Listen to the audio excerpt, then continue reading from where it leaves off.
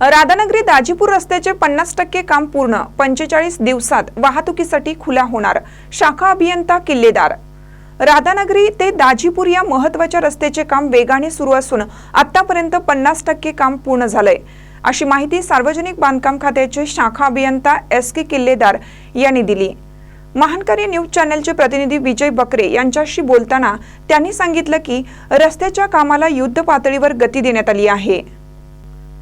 किल्लेदार यांनी अधिक माहिती देताना सांगितलं की फेजिवडे येथील मोरीचे कामही लवकरच पूर्णत्वाकडे येत आहे। या रस्त्याच्या डांबरीकरणाचं काम 60%हून अधिक झालं आहे आणि ते पूर्ण झाल्यावर उर्वरित साईड पट्ट्यांचं काम तातडीनं हाती घेण्यात येईल।